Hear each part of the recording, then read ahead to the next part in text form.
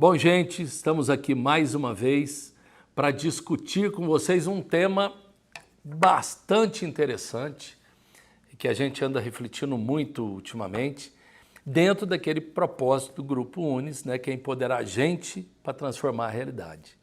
E hoje nós vamos discutir um tema que está começando a chegar agora, mas para a gente compreender bem, né, que é sobre o etarismo. E para discutir isso, nós estamos aqui recebendo hoje a Aurita, é uma carioca flamenguista, bacharel em Direito, pós-graduada em Gestão Empresarial, organizadora profissional, instrutora e tradutora inglês-português, secretária executiva bilíngue por 48 anos, mentora, facilitadora de jogos estratégicos, observadora do comportamento humano e apaixonada pelo propósito da Bertô. Moisés, profissional do marketing digital, graduado em administração de empresas, pós-graduado em negócios internacionais e fundou o primeiro e-commerce com 15 anos. Depois Alexandre, palestrante TEDx, consultor, escritor e pesquisador, CEO da Mind Pesquisa, professor e cursou a Escola Avançada de Pesquisa de Mercado na Universidade de Geórgia, nos Estados Unidos. É fundador do portal Revolução Prateada e autor do livro Longevidade Inteligente, Como se Preparar para uma Vida de 100 anos. Ministra palestra em todo o Brasil sobre inovação, tendências, cenários, comportamento e futuro. Sejam bem-vindos. Afinal, gente, o que é etarismo? Quem quiser começar a responder, sinta-se à vontade. Esse sufixo grego ismo me lembra uma coisa que não é muito boa, porque tem egoísmo, tem o racismo, então tudo que não é muito bom termina em ismo. Então acho que não deve ser uma coisa muito boa não, viu? E você sabe que interessante, né, que eu estava fazendo uma pesquisa sobre o termo, né, etarismo, e eu descobri que o etarismo, ele é o terceiro maior ismo, depois do racismo e depois do machismo. Então, assim, é um termo que vem... Machismo. Exato, tem um poder muito forte, né, assim. Pois é. Etarismo. O que vem a ser isso? Bom, o etarismo ele seria o preconceito relacionado à idade, mas isso é um tremendo problema, né? Primeiro porque a gente não tem uma régua para dizer o que é idoso ou não, né? Você pega no clássico Dom Quixote, né? O protagonista era um senhor de 50 anos que era considerado um ancião. Né? E hoje o presidente dos Estados Unidos tem quase 80 anos. É né? verdade, é verdade. Eu tinha quando eu morava ainda com a minha mãe, a gente tinha uma vizinha, a senhora Maria, né? E a dona Maria era uma pessoa toda, 80 e poucos anos, era super bem disposta. E um dia ela chegou lá em casa e falou, então, eu fui ontem lá na feira, aí tinha uma velhinha na minha frente assim. Aí eu pensei, o que é velhinha para a dona Maria, né? Então, assim, velho é sempre quem é mais velho do que eu, né? Portanto, velho é sempre o outro, assim. E tem uma coisa interessante, e eu quero falar com vocês e colocar até um pouco aqui, uma experiência que eu acho que todos nós acabamos tendo e a gente nem percebe que tem. Eu vou dar um exemplo muito claro meu, né? E que acabou depois nascendo a Bertô, que nós vamos ter a oportunidade de conversar aqui um pouco também. Um dia a gente estava fazendo um processo seletivo no Grupo Unis, né? E um processo seletivo passou pela primeira leva, passou pelo RH, etc. E chegou para mim os currículos. E eu fui olhando os currículos, eu olhava nome, idade, etc., experiência, de repente falava, não, esse daqui tá muito, já passou da idade, tá velho para isso. Aí eu olhava, não, esse... Ou seja, eu reprovei todos.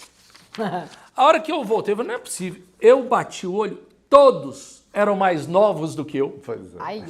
Ou seja, era um preconceito, olha bem, hein? Eu estou falando que todos eram mais novos do que eu e eu estava achando que eram velhos para uma função. Isso é uma questão clara de etarismo, né? Que de repente você achou que eles estavam velhos demais, né? ou seja, mas por que de repente você não conseguiu identificar? Talvez porque eu exerço uma função, né, e não tive um choque ainda em relação a isso. Mas por que estou relatando isso? Etarismo vai muito disso, a gente acaba tendo essas questões. Aí depois nasceu a Bertô, né, que para até para sanar esse erro que eu tive e tomei um choque danado, mas nós vamos conversar sobre isso no programa. Você concorda comigo, Aurita? Eu concordo muito e eu vivencio esse etarismo, porque eu sofro diariamente, dependendo do lugar onde eu vou, ser maltratada, no sentido de não ter um bom atendimento por parte de uma atendente numa loja. Uma pessoa que vai numa academia, ela lá toda combinadinha, desde o lacinho da cabeça até a meia do tênis. Chega lá aquela velhinha, aquela senhora com uma calça de moletom, uma camiseta, porque eu vou lá para me exercitar, aquilo lá não é um desfile de modas para mim. Aí você recebe aquele olhar assim, 43, assim, não, o que essa velha está fazendo aqui? E como eu acredito muito que não há como se lutar contra o passar do tempo, mas daí eu, por exemplo, faço 68 anos daqui a poucas semanas. Eu não me acho velha, porque eu não me sinto velho, meu espírito não é velho. Muitas vezes eu sou até mais velho que as minhas filhas. Minha filha mais velha tem 40, 36 e 33. Eu, às vezes, sou mais sapeca do que elas. Uhum. Agora, essa questão, né, que ela está colocando. Moisés, você é o mais novinho aqui da roda, né? De verdade, sem querer ser politicamente correto. Existe ou não, no seu modo de ver, um preconceito das pessoas que têm mais idade? Ou seja, tanto numa área de informática, será que não vai aprender? Ou numa academia. Existe, você consegue perceber, a sua geração, alguma coisa? Existe isso? Claro, existe, como está presente em todo o ambiente que a gente está, né, passando, andando, né? Quando a gente pega, inclusive, o etarismo, não só com pessoas mais velhas, mas tem também com pessoas mais jovens. Às vezes uma pessoa mais jovem vai pegar um cargo, sei lá, executivo, e existe talvez o preconceito, será que essa pessoa jovem está preparada para isso? Porém, o etarismo para a pessoa mais velha, vamos dizer assim, né, tem mais poder ali, até porque ninguém quer ficar mais velho. A verdade é essa, né? A gente busca, desde lá de trás, a gente buscava aquela vamos dizer assim, sempre ficar mais jovem, né? A juventude. E assim, quando eu me coloco dentro da Bertô, dentro de onde tem pessoas acima de 50, pessoas mais velhas ou mais experientes do que eu, talvez para mim não seja tanto esse etarismo, seja tão visível, porque eu aprendi a lidar com isso assim, de uma forma natural. Acho que essa busca vamos dizer assim, pelas rugas ali, né, são sinais de experiências, e tem gente que vê muito ao contrário. Mas no nosso ambiente, as próprias pessoas, inclusive até mais velhas, se colocam no preconceito. Então assim, como ele disse, né, então, na questão da feira, mas às vezes assim, o etarismo, a sociedade, principalmente com a mulher, ela está muito envolvida, então a mulher é muito velha para ter um filho, ou ela é muito nova, então assim, a gente vive numa sociedade de etarismo, no meu ponto de vista. E assim, para a juventude, para as pessoas da minha idade, talvez a gente sim tem um preconceito que está no nosso subconsciente, que veio de gerações em gerações, e eu acredito sim que com essa discussão, com esse debate, a gente vem um pouco sanando esse problema, mas ainda assim é tema de muito debate, sabe? Não querer envelhecer é impossível. Todo mundo vai envelhecer. O mundo está se tornando velho, né? A quantidade de pessoas acima de 60, 65 anos está crescendo. Sim. Então fazer essa transição da melhor forma possível, né, Alexandre? Eu acho que dá para não envelhecer, mas a alternativa não é muito boa. A alternativa de não envelhecer não é muito boa. Eu acho que é muito complicado, principalmente no mercado de trabalho, e eu vou relatar a minha experiência que eu tive. Eu sou ex-funcionário de um banco federal, enfim, pedi demissão para empreender, e logo no começo da minha carreira eu recebi, acho que no segundo ano, uma pequena promoção, subi um pequeno degrauzinho, e eu me lembro que gerou um mal-estar, porque algumas pessoas que tinham mais tempo de casa foram preteridas para que eu ganhasse aquele posto. E gerou, esse moleque novo que acabou de chegar. E eu achei, acho que o meu superior achou também, que de alguma forma eu fui merecedor. E eu me senti um pouco um etarismo às avessas. Logo no começo da carreira. Falei, se eu fui competente, estudei, me matei, eu acho que eu mereci. Então, assim, acho que pode haver nas duas pontas. E é por isso que algumas empresas, você falou desse seu processo, né, de esse aqui está velho para o cargo, né? Isso gera esse paradoxo, né, de empresas que têm gestores, sei lá, de 50, 60, 70, né, o presidente da empresa mais valiosa do planeta, que a Apple tem 60 anos de idade, né, os RHs têm preconceito de 40, 50. É por isso que uma das coisas que estão se discutindo é o currículo cego. É o currículo no qual você não põe foto, você não põe a data de nascimento, você só põe as habilidades. E é fantástico isso. Eu tive até, numa dessas missões que o Unis colocou, né? Se não me engano, é a Google, se não me engano, é uma dessas que faz isso. Não interessa se a idade, se é masculino ou feminino, se é formação até, e sim as habilidades, né? Agora, eu vi, nós conhecemos, você tem um trabalho fantástico sobre essa questão, né, da longevidade. Como é que você analisa esta questão deste preconceito de idade? Ele é estrutural? Ou é moda? Por exemplo, porque agora a moda, né?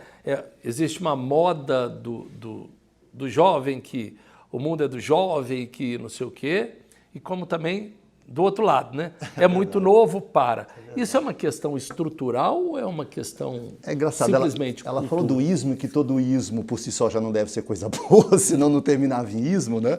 Mas eu diria que o preconceito etário é uma variação do outrismo, né? do horror ao outro, a outra pele, o outro gênero, o estrangeiro, a outra idade, né? O Sartre que dizia, né, que o inferno são os outros. Então, no fundo, é uma dificuldade de encarar o outro.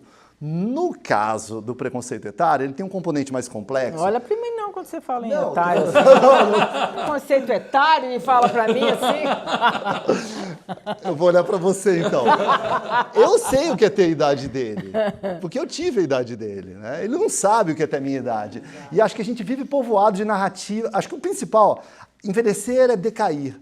Decrepitude, é isso que causa horror nas pessoas. As pessoas imaginam a velhice como um estado de horror, de decadência, de decrepitude, e não é um trade-off, a gente perde algumas habilidades fisiológicas, a natureza nos constitui assim, e a gente ganha inteligência emocional, capacidade analítica, então tem até um estudo famoso que fala do yield curve, que é a curva de U da felicidade. A gente é muito feliz nos anos iniciais da vida e muito feliz depois da maturidade, ou seja, o período de maior inferno psicológico é justamente o meio, a meia-idade. Que agora nessa idade a gente para de se preocupar muito com o que os outros pensam e acham que é bom para nós, você já sabe o que é bom para você.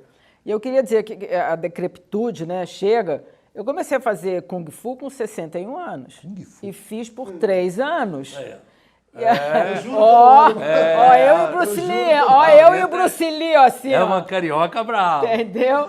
E, olha, e foi um ambiente muito interessante, porque numa academia onde tinha pessoas até mais velhas do que eu, cronologicamente, crianças, jovens, e um ambiente muito sadio, onde ninguém é discriminado, você faz do seu jeito, né? As amplitudes dos movimentos. Agora, uma coisa... Ninguém te critica, né? Então, olha bem, um caso muito concreto. Mercado de trabalho. Tem ou não tem? Agora, vamos pegar, por exemplo, a questão do etarismo, né? Tem ou não tem? No mercado de trabalho. Por exemplo, eu dei um caso aqui, e já... gente, eu estou corrigindo isso concretamente, tá? Mas eu dei um caso disso, o que a gente escuta na maioria das vezes? E a gente acaba... Não, mas é como se uma pessoa que tivesse mais idade, ela não tivesse competência para, de repente, aprender questão de informática, aprender essa nova realidade. Isso existe mesmo ou é meio invenção? O mercado de trabalho está pronto para absorver os 50 a mais? Ou não? Ou realmente falta habilidades que os 50 a mais não têm? Eu acho que é uma discussão que está sendo colocada, o que já é um avanço enorme, porque essa era uma parcela da sociedade completamente invisível, sequer se enxergava. Existe uma revista de negócios muito tradicional no Brasil, não vou falar o nome, mas é a mais tradicional do Brasil, e há uns anos atrás ela trouxe o Guia de Diversidade Corporativa. Né? E aí nesse guia tinha diversidade de gênero, étnica, opção sexual, enfim, uma diversidade. E simplesmente, nesse guia, nesse indicador que eles criaram, não constava idade, ou seja, é invisível. Mas não é que não constava porque não havia problema, é porque está fora do radar. Não é sequer a principal considerado. Então, acho que existe sim, e está se começando a discutir isso, né? E é difícil falar as causas, assim, né? Mas existe uma série de razões, e quase todas elas ancoradas, algumas delas ancoradas em coisas fáticas, reais, né? E algumas delas ancoradas em preconceitos, tipo, cachorro velho não aprende truque novo, tecnologia não são adaptáveis, são cabeça dura, entendeu?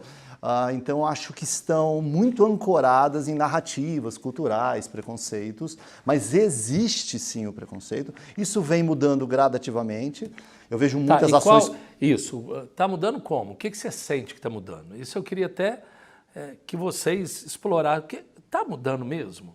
Ou está só no discurso? Eu acho que tem muita ação assim, cosmética, assim, do tipo, contratamos 3 velhinhos, aí põe na propaganda, uma empresa de 18... um enorme favor. Uma empresa de 18 mil funcionários. 0,0003% é 60 a mais. E o pior é que os cargos também dos 50 a mais não são tão cargos assim, né? Normalmente se coloca ele ali por colocar, né? Como você está dizendo. Então é triste também a realidade, essa função aí para ele. Mas você sabe que, por um lado, em algumas situações também é bom, porque eu participei de um processo seletivo para trabalhar para o governo americano. E comigo, na minha carreira de secretariado, quando eu comecei, eu tinha 20 anos e os meus diretores tinham 45, 50. Com o passar do tempo, essa diferença de idade foi chegando muito próxima. Teve uma época que eu tinha basicamente a mesma idade dos meus chefes. Depois, os meus chefes foram ficando cada vez mais jovens, presidentes, executivos, diretores, e eu fui ficando mais velha.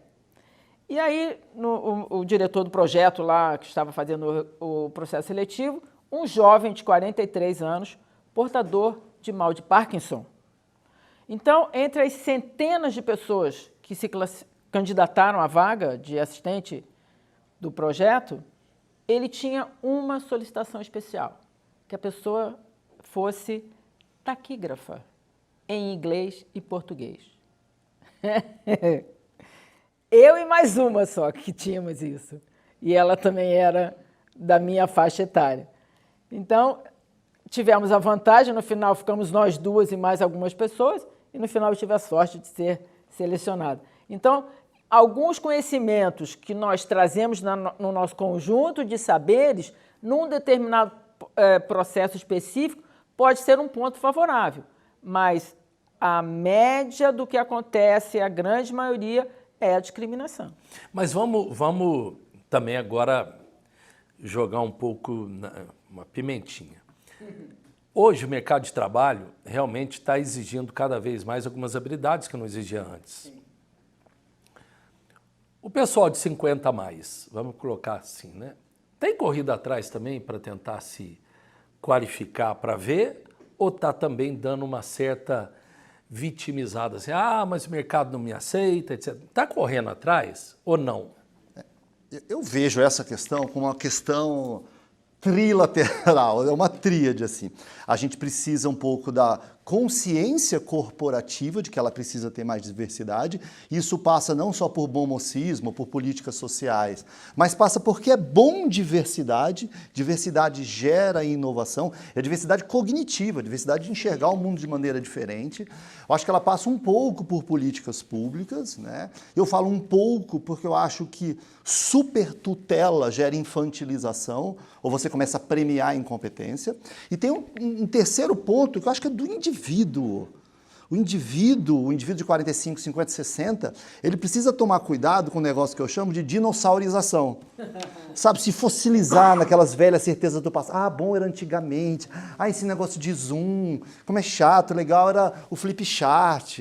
Sabe, ele tem que acompanhar o passo do tempo. Então eu acho que se ele não tiver, eu falo que o profissional do futuro, dependente da idade, ele tem que ter 2 habilidades. Apreendedorismo, que é a capacidade de aprender para sempre, porque pode ser que seus 20 anos de experiência sejam 19 anos de defasagem, né? E apreender essa realidade mutante, esse mundo devorador de certezas que a gente vive, e o empreendedorismo também, porque pode ser que ele tenha que inventar o próximo emprego, você tem que estar sempre pensando no plano B, entendeu? A gente não sabe, a gente vive num mundo de muitas mudanças, então é possível... A gente tem estudos, eu tenho estudos demográficos que mostram que a taxa de desemprego não é muito alta nesse profissional de 40 a 50. O problema é muito mais alta na faixa etária jovem. O problema é se ele perde o emprego. Existe estudo que mostra que profissionais a partir dos 50, quando perdem o emprego, 90% deles não conseguem retornar para o mercado de trabalho. Em parte por causa de preconceito, ou falar, ele já é um profissional caro, prefiro contratar um profissional júnior, que é mais barato. Em parte por uma construção de carreira, né? Numa carreira, uma pirâmide. Quando eu estou aqui embaixo, todos os cargos me servem. Né? Qualquer cargo na estrutura hierárquica me serve, então toda a base, eu tenho todo o universo de empregos. Na medida em que eu faço um curso, viro um profissional sênior, faço uma especialização, o meu horizonte passa a ser daqui para cima, então vai estreitando também. Né? Então, Mas você acredita que parte disso seja porque o profissional 50 a mais, talvez 60 a mais, eles não estão evoluindo junto com o mercado, assim, de certa forma, não estão capacitando com os novos cargos que venham surgindo? Os dinossaurizzados não, né? Precisa ver isso. Tudo acontece. Existe o sofrimento, meu sofrência, ninguém me ama, ninguém me quer. Tem, claro que tem. Tem gente que até se aproveita disso como uma... ninguém me quer, as pessoas não me querem mais. Assim, não, ele aproveita da situação. Mas eu esqueci o que eu ia falar agora. Você falou da... das questões das habilidades. Das habilidades. É que tudo acontece de uma forma tão rápida. Por exemplo, estávamos vivendo até muito pouco tempo atrás no mundo VUCA. E a dona Bita aqui achando que estava por cima da carne seca, porque dava palestra sobre o mundo VUCA, fazia apresentações, dominava. Até que alguém chegou no meu ouvido e disse, dona Bita, não é mais VUCA, é BANI. Como assim? Mudou e não me avisaram? Baniram o VUCA? Que VUCA é essa? Baniram o mundo VUCA? Então é tudo muito rápido. E tem pessoas que se recusam a acompanhar essa evolução, ou que realmente tem algumas que realmente não têm o pique para acompanhar.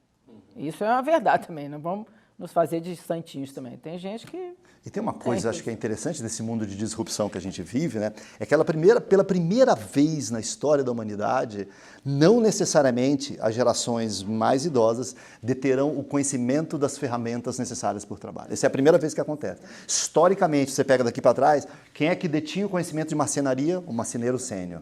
Né? Quem é que detinha o conhecimento de construção? O construtor sênior. O chefe de obras, né? Ou seja, o marinheiro sênior. Né? E pela primeira vez a gente pode, eu falo pode porque isso não é uma fatalidade, pode eventualmente o conhecimentos tecnológicos importantes estarem nas mãos do júnior e não do sênior. Isso é uma baita mudança e isso reforça aquilo que a gente vem falando, reforça o pilar de uma instituição de ensino, que a gente vai ter que ser aprendiz para sempre, né? A gente é aprendiz da vida. E isso é uma questão, gente, muito clara, porque todos nós vamos amadurecendo, nós vamos aprendendo, mas se a gente não tiver muito cuidado também, nós vamos acabando ficando meio vaidosos com aquilo que a gente sabe e acha que é melhor dos cenários do mundo, é aquilo que eu sei.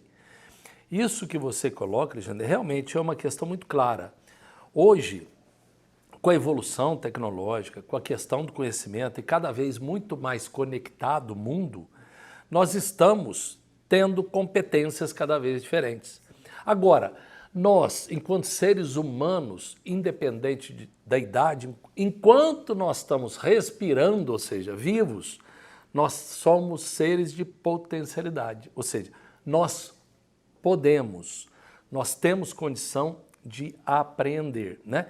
E aí, nesse sentido até, que eu gostaria que você, Aurita, pudesse falar um pouco para a gente, o Moisés também está nisso, né?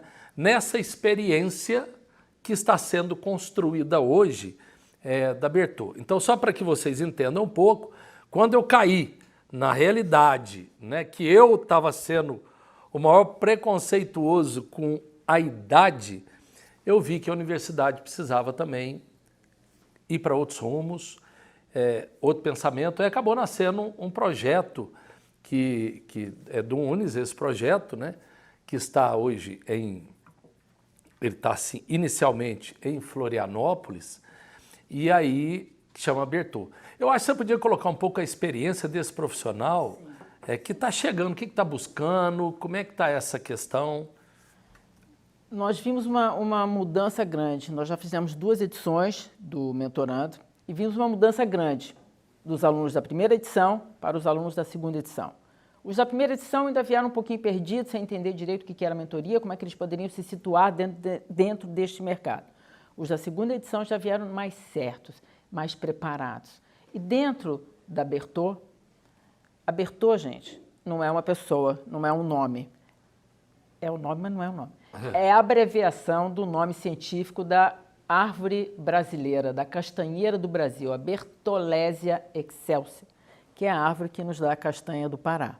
Isso nos retoma aquela atividade que as famílias de antigamente tinham o hábito de se reunir a comunidade embaixo da copa da árvore e ali aprender em comunidade, trocar informações, repassar a história da comunidade. Então, nós trouxemos esse sentido de comunidade. A Bertô forma uma comunidade de gente 50 a mais, porque nós acreditamos na potência dessa pessoa de se tornar um mentor, trazendo consigo o conjunto de saberes acumulados ao longo da vida profissional e pessoal.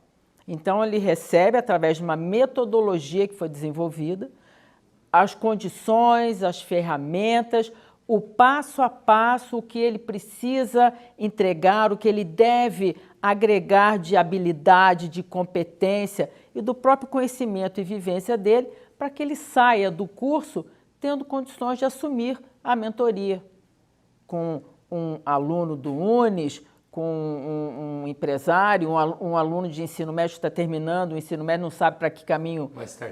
Uma startup, está precisando de uma orientação.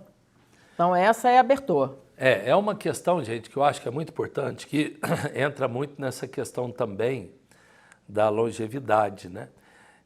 O Alexandre fez uma palestra no TEDx aqui que me impressionou muito, muito sobre essa questão, que é uma questão real. A própria questão da economia, né? Ou seja, o poder aquisitivo e tudo mais, hoje, dessa questão que todo mundo tem que ficar antenado, concorda? Sim. Há um estudo defasado já no Brasil, de 2017, que calcula que o potencial de consumo, né, da população de 50 ou mais é de 1,6 trilhão de reais por ano, hoje já deve estar acima de 2 trilhões de reais, e é uma coisa meio óbvia, assim, né? Porque normalmente, se as coisas deram razoavelmente certo, é a partir dos 45, 50 que a gente atinge uma maior maturidade profissional.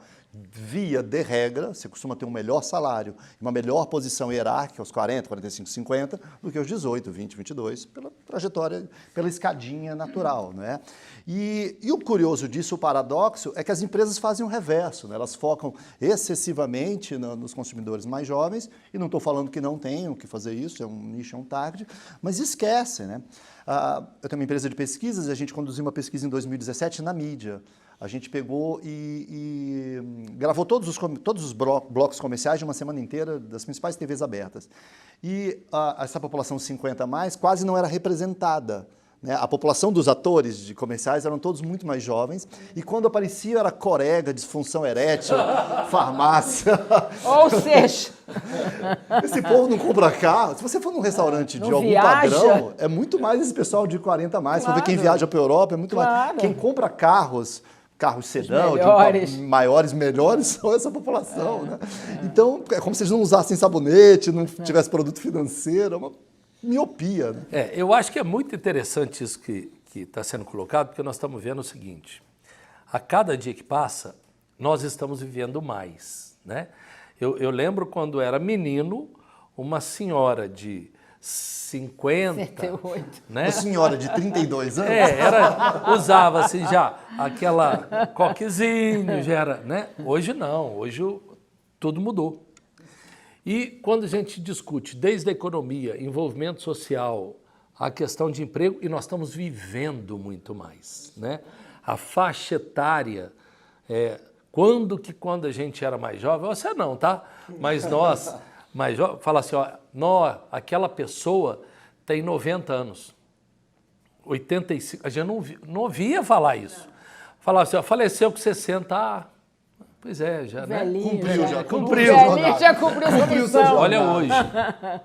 E isso também é uma questão muito importante social para a gente pensar, claro. não é não? Claro que é. Essa questão do estar cada vez mais vivo, Vivo. né?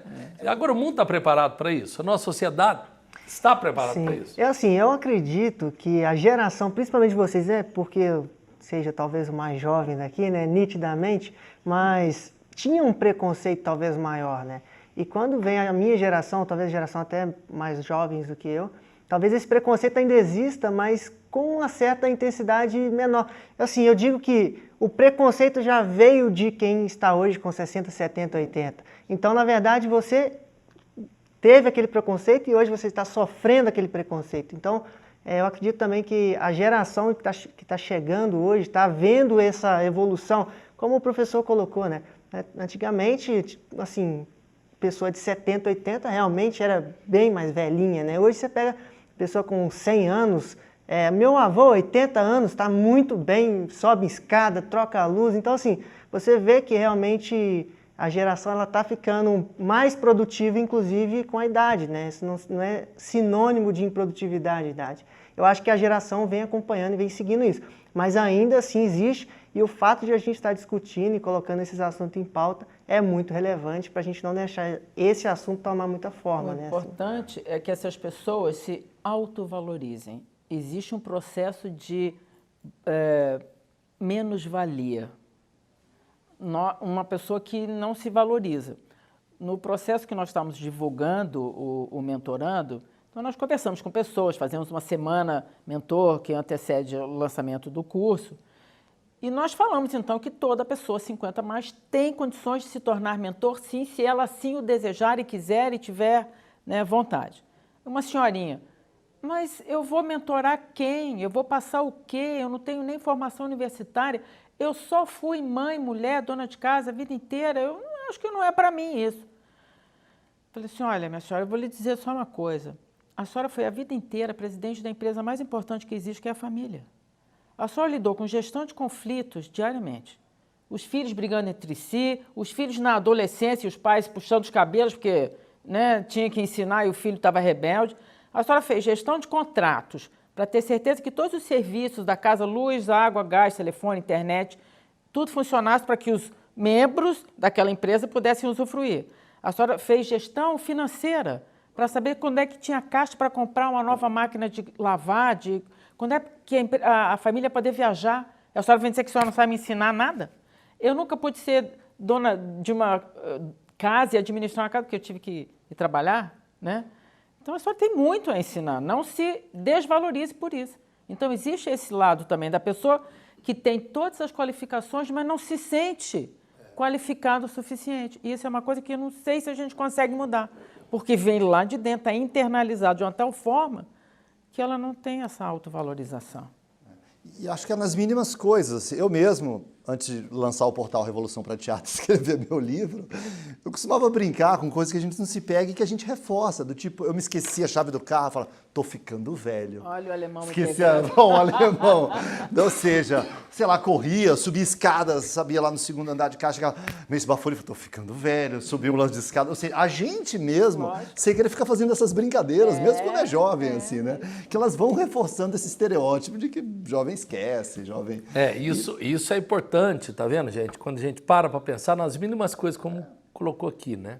Se eu falar para ela, como você parece jovem? Ela fala, vai ficar você tá tão jovem. O inverso eu não falaria porque ela luta com o Gifu. Mas seria impensável. Uma questão que eu acho importante, essa discussão, é justamente isso. A sociedade está mudando, todos nós temos que mudar com ela, nós temos que assumir algumas questões muito claramente e ter a coragem de discutir para que a gente construa uma sociedade melhor, mais igualitária e principalmente abrindo espaço para todo mundo. Afinal, todos nós somos seres humanos, né? A gente poderia ficar aqui a tarde toda, mas o pessoal já está dando ali o sinal, né, para que a gente encerre. Eu quero primeiro agradecer muito a vocês, né? Também deixar claro que nós vamos colocar nesse programa aqui o endereço da Bertô para que aquelas pessoas que têm interesse falem, pô, o que é a Bertô? O que é isso? né, para que possa entrar, ver o que a gente está construindo para esse público, né, de 50 a mais, que eu acho que isso é muito legal. Para a gente encerrar, eu vou pedir que cada um de vocês, vamos começar aí pela ordem de início, né, pudesse dar o seguinte recado: se você tivesse que falar hoje para alguma coisa sobre etarismo, né, para esse público mais experiente, digamos assim, o que você falaria? Então, vamos começar pela ordem. Respirar fundo. Sim. Como eu comentei com o Alexandre há pouco tempo, nós já estamos numa idade, num tempo de vida em que eu já não me preocupo muito com o que as outras pessoas pensam a meu respeito. Eu já sei o que eu sou, quem eu sou, o que eu sei fazer. Então, eu acredito em mim, acredito no meu potencial. E é isso que eu peço que você, gente 50 mais, faça. Se valorize, se dê o valor que você tem. Não espere os outros valorizarem. Valorize você. Vem conhecer a Bertô, vem ficar de mão dadas conosco, que você não vai se arrepender. Bom, e eu acho que eu posso dizer para o nosso público mais jovem, né, que só de estar presente aqui nessa mesa com essas feras aqui junto já é uma baita experiência que eu não tenho e eu só vou adquirir com a idade, né, só com o tempo. E aí, ou seja, preconceito quanto a tempo, sendo que o tempo nos traz uma coisa que dá mais valor, que é o conhecimento, né, e tudo aqui que eles estão dizendo a vocês aí sobre a questão do etarismo, sobre outros temas relevantes. Então é isso, assim, o preconceito vem da gente, o preconceito está na gente e a gente sabe disso e não... Aí a decisão é sua de continuar tendo preconceito, porque um dia você vai ser mais velho, vai ter mais experiência, ou então largar a mão de preconceito e a sociedade é uma só e todo mundo tem a mesma idade, né? Não existe idade. Legal. Bom, eu acho que se eu pudesse dar um conselho, né, e eu diria assim que é protagonismo. Você pode ser estagiário da empresa, mas da sua vida, assim como da sua casa, você é e você sempre será o presidente da sua vida. Eu acho que a gente viveu uma vida longa, talvez o mais legal de uma vida longa seja a gente poder viver muitas vidas dentro da mesma vida. A gente é obrigado a escolher a profissão, às vezes aos 15, 16 anos de idade, quando a gente é uma bomba de hormônio, não sabe nada do mundo. E muitas pessoas no passado carregavam uma opção infeliz pelo resto da vida, como se aquilo fosse uma sina incontornável, porque ela só podia ter uma profissão. Agora não, você pode ter um monte, você pode largar no meio, até porque talvez sua profissão não exista no meio do caminho, já acabou, né? Já tem outra no lugar. Você pode ter mais paixões, mais vida, mais propósito. Então, acho que isso é uma coisa muito legal. Entretanto, viver uma vida de 80, de 90, de 100 é muito diferente de você viver uma vida de 55, de 60, e isso implica em responsabilidade, porque esse bônus de mais vida vem carregado com um ônus de responsabilidade, porque essa dádiva pode se transformar num fardo se você não cuidar direito, se você não for protagonista da sua própria vida. Porque a vida que você vai ter aos 70, 80, 90, eu estou falando em termos de finanças, de saúde, de amizades, de propósito, de felicidade, uma série de coisas. A vida que você terá aos 80, 90 será fruto da vida que você teve, das escolhas que você fez aos 20, aos 30, aos 40, aos 50. Portanto, assuma a presidência da sua vida, que você assim vai ter um futuro longevo e à altura desse ganho que a gente teve. Porque mais do que ter mais anos de vida, o mais legal foi ter mais vida dentro dos anos. Sensacional. Parabéns. Olha, a gente até... O que a gente faz depois disso, né? Ai, para isso. Eu quero agradecer muito a vocês. Uma aula sempre participar, um orgulho danado. A gente vai aprendendo a viver sempre, né? E a você que nos acompanhou, obrigado. E eu espero realmente de coração que esse programa possa ter ajudado você a pensar um pouco mais, né, sobre a nossa realidade e sobre o mundo que nos cerca. Valeu, até a próxima, gente. Obrigada, Valeu. boa tarde a todos.